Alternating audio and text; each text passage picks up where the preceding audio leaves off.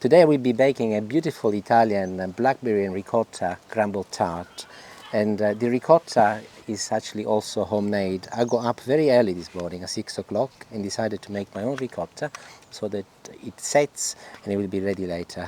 Look at this, it's the time of the year when in England hedgerows are absolutely full of wild blackberries, and it's lovely because we get them obviously without having to spend any money. And today we've just taken our dog, actually our son's dog Remy, for a walk, and Julie and I have decided to pick some. Julie and I are celebrating 30 years of being married together, and occasionally it's nice to have a little treat. So this is not something we cook all the time, of course, because it's very rich in sugar. But we're getting together as a family tomorrow, and I thought it'd be quite nice to do something special. However, we have discovered that Julie has got a hidden talent. She has got this thing about being able to pick a lot more than I can. Literally, she was really good at it.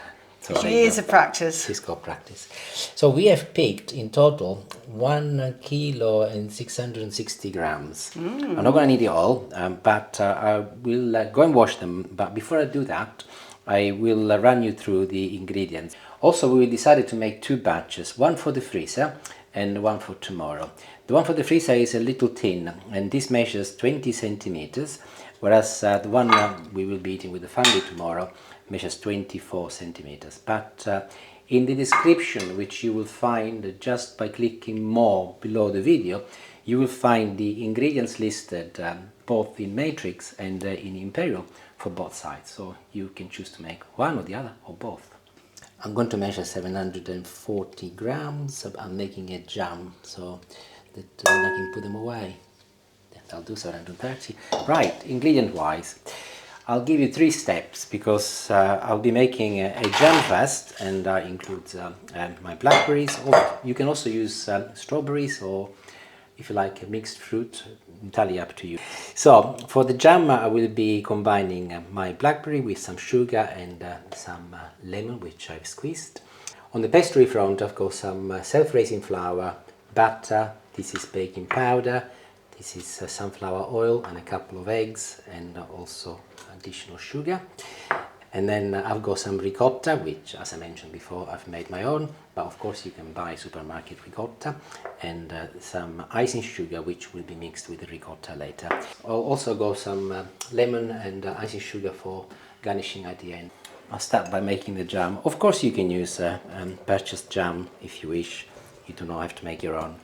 So I'm going to put my blackberry in a saucepan, and I'm going to add some sugar, and whilst everything is cold, also here is my lemon, and also I'm going to scrape the little bits because I like them.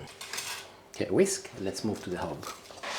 I placed the hob on maximum power, and at the moment I haven't even mixed anything, but as soon as you start hearing that noise, go in with your whisk and mix everything together so that the sugar gets absorbed by the blackberries, and I'll wait until this reaches the boil next. While he's doing that, I'll just show you my beautiful bouquet that he's bought me for our anniversary present. Did I have a choice in the matter? You know I like flowers and plants and Yes, chocolate. and chocolate. Quite easy actually. And cakes. And cake. All sorts. A couple of runaway blackberries. So it's beginning to boil. If you take a look, so the first thing to do is to place the lid on, and I'll turn the temperature down on medium like this, and I will leave them undisturbed with the lid on for 10 minutes. Whenever I do bake, I like to make sure that I've got everything ready so that I don't really worry too much. So everything is weighed, and actually it's really wonderful. So here is my food processor. Don't do what I do, try and put it inside the food processor, not outside. So there he goes. Also, this is a very forgiving recipe, by the way. And what I mean by that is that you don't have to get all of the ingredients absolutely spot on, because it hasn't got to rice. It's okay if you are broadly there or thereabout. So the first thing I want to do is to mix my butter with my baking powder and my flour. The batter has been out of the fridge for approximately 15 minutes, so I do not want it to be at room temperature. But what I'll do though, I'll break it in little pieces like this, so that it fits inside my food processor nicely, otherwise it's too lumpy. This is salted batter, and as such I will not be adding any salt to my recipe. However, if you want to use unsalted batter, just add a pinch of salt. And I will just turn it on for literally about 5 seconds. Just enough for everything to mix together. Let me have a little look. So it's like breadcrumbs almost, isn't it? At the moment, yes. The batter will have been blended with the flour. And obviously you could do this old school where you have your flour and your butter in, and then you, excuse my hands, where you sort of do this between your fingers with the butter, and it will then do the same thing, but it will take longer. Yeah, take longer. So I just added my sunflower oil, and then my 2 eggs go in. And I'll place the lid back on. Here it is. And this time I'll mix it a little bit longer until everything is being incorporated.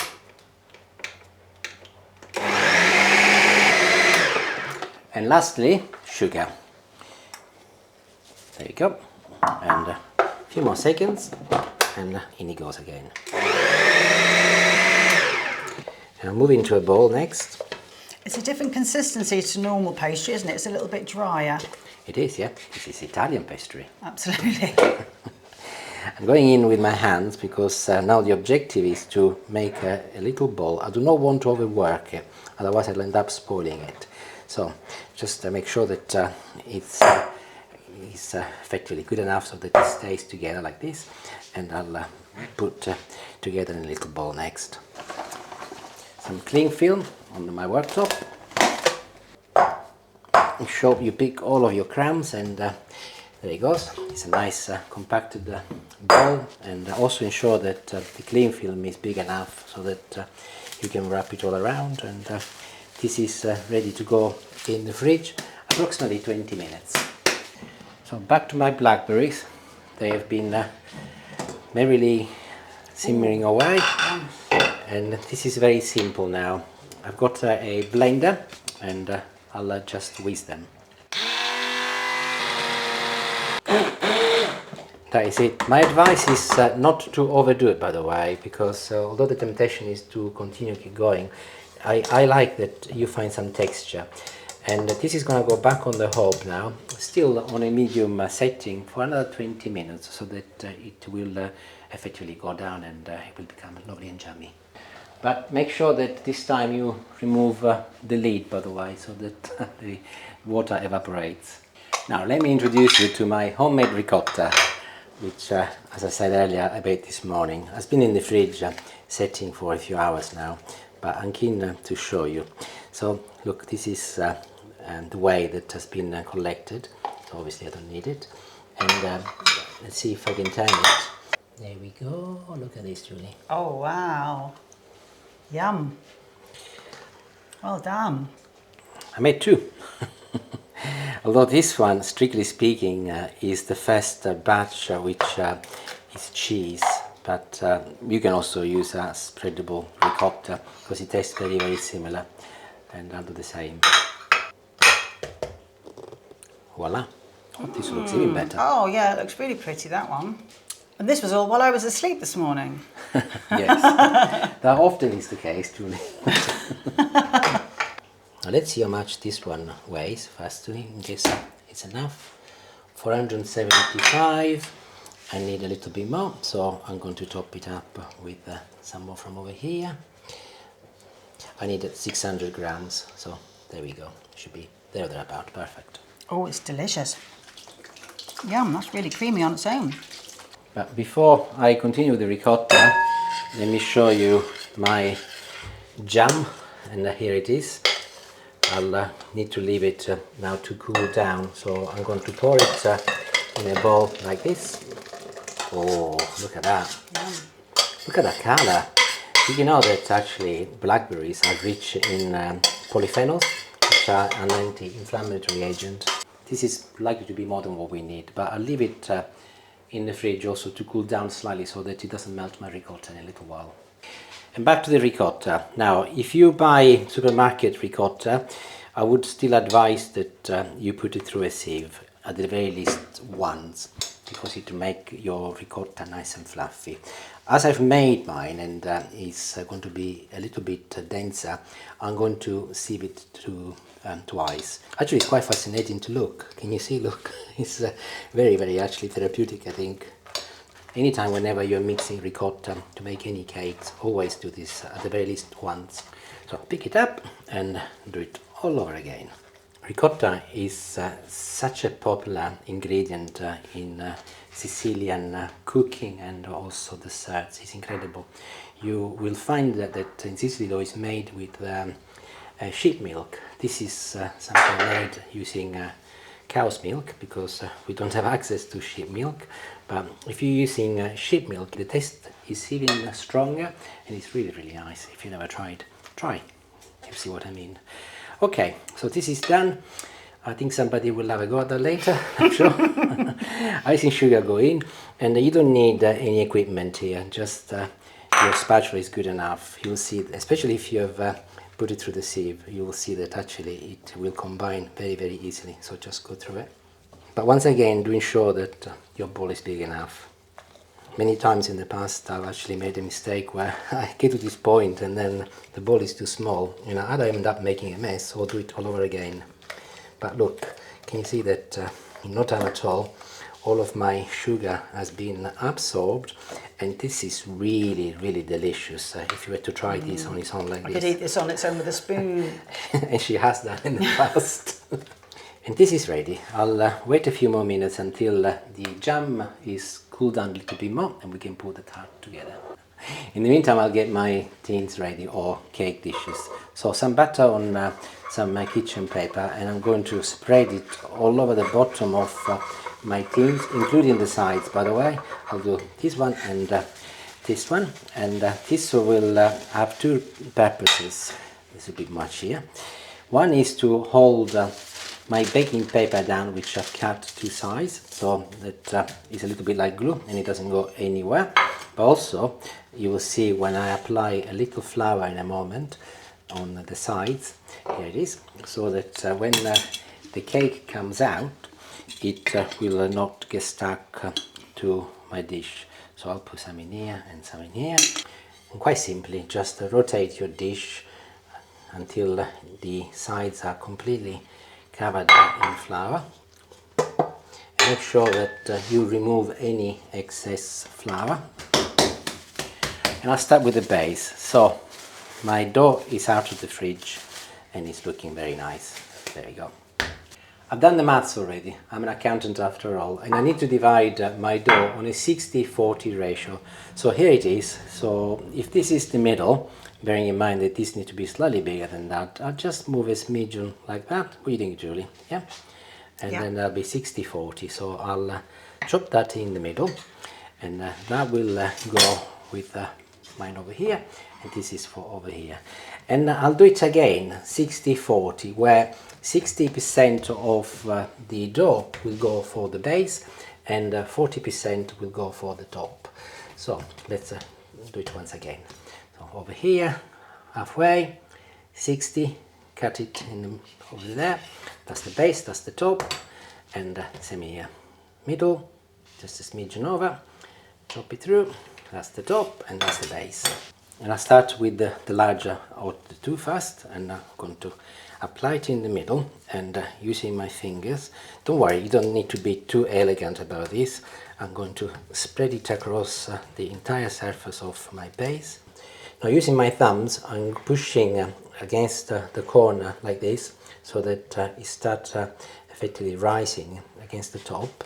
And I find it very easy, by the way, to just turn the dish. You can see that I keep going round and round until I get everything up, and that's perfect. So this is what you're looking for. You're not looking for perfection, you're looking for a rustic look. In the meantime, I've done this one and it's looking distinctly rustic. Very rustic. You can tell. Look at the difference, look. Can you see? Yeah, but you said rustic, I did rustic. I don't know what to say. And I'll use broadly the same ratio, 60-40, with my ricotta and all of my ingredients. And I find that using a spoon is considerably easier to spread it, so just go along and ensure that it's spread across the base. You don't need to be, again, perfect, as I said. The more rustic the better. I'll do the little one also. In the meantime, my jam has cooled down slightly. It hasn't got to be stone cold, by the way, just cold enough so that it doesn't end up melting everything. And I think I'm going to use a spoon and start applying it on top of my ricotta. Again, this is going to go in the oven, so do not worry too much. So I'll just do this and have a look until everything is properly covered. Yeah. A little bit more. And let's do this first, and then we will go back to the other one. Oh, look at that. You don't have to use it all, do you? But no, you don't. Depends how much you got left. I think it's plenty for this one. I think so. A little bit more here, as this is our anniversary one. And that is beautiful. And here comes the fun part about this recipe. I really like it because you can be as messy as you like.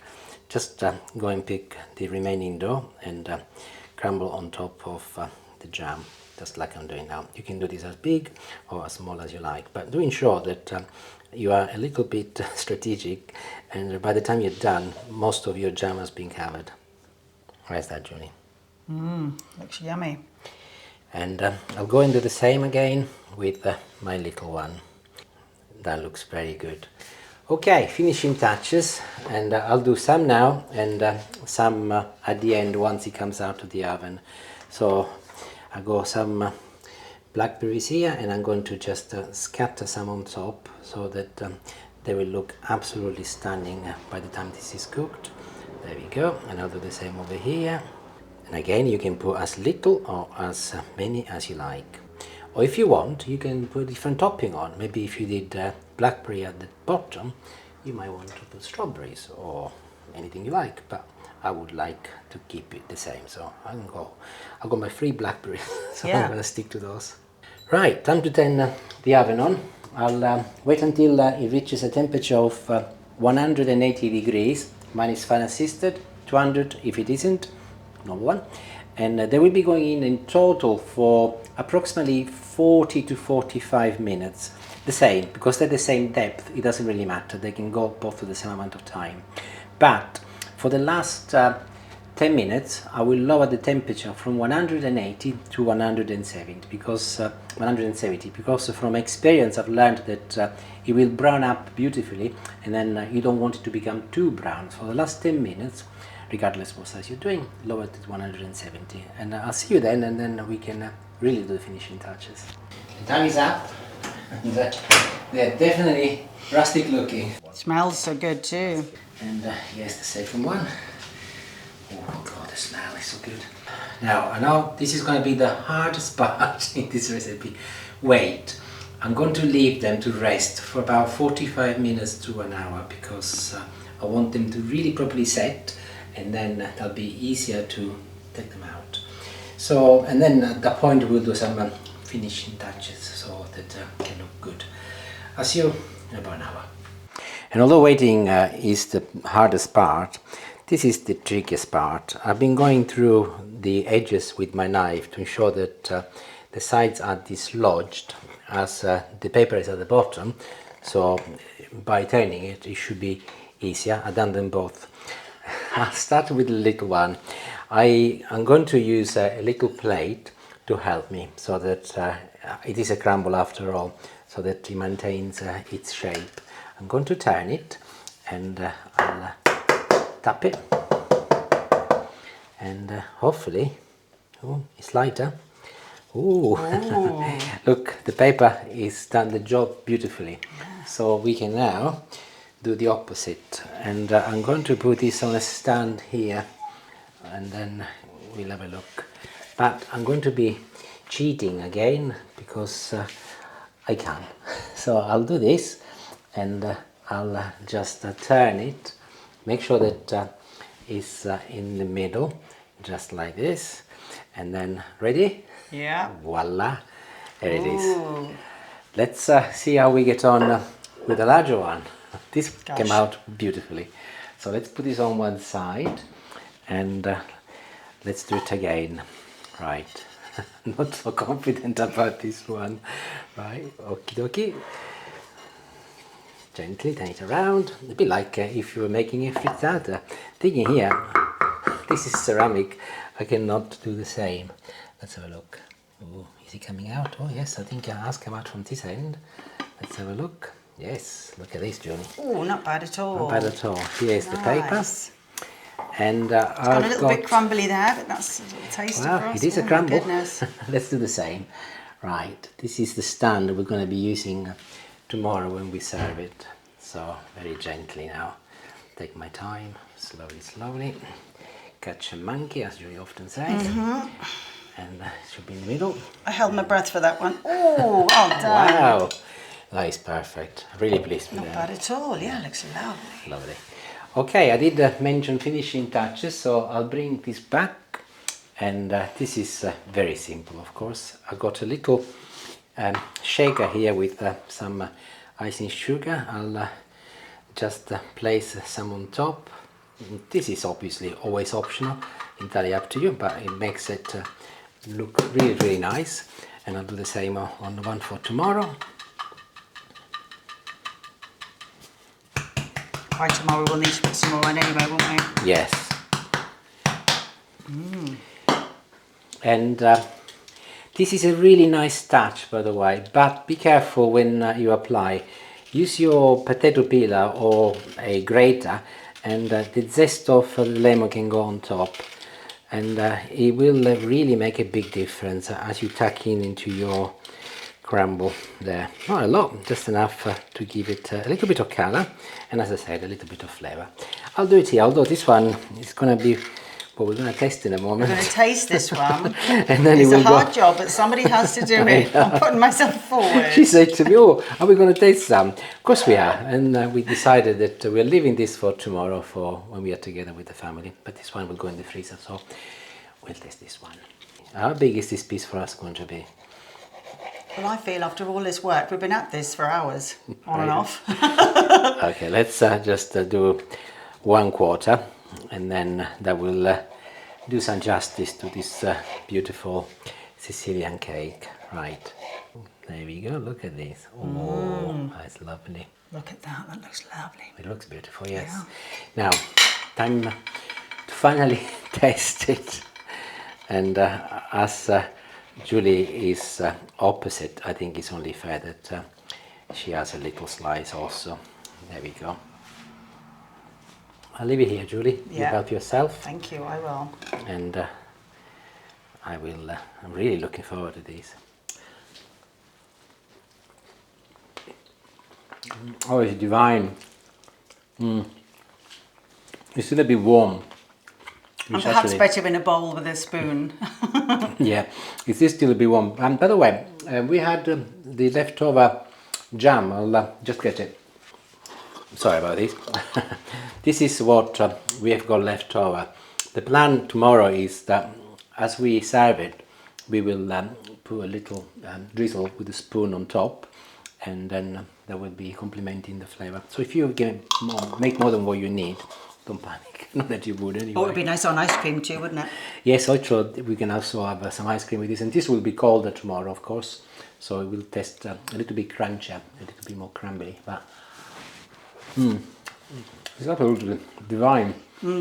I agree. What makes it better is the fact that the ricotta was homemade and that the blackberries were picked from outside.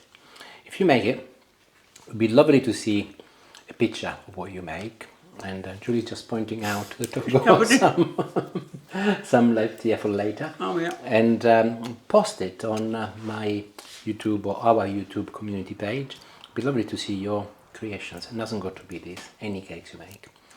Thank you for watching, and buon appetito as always. Ciao ciao.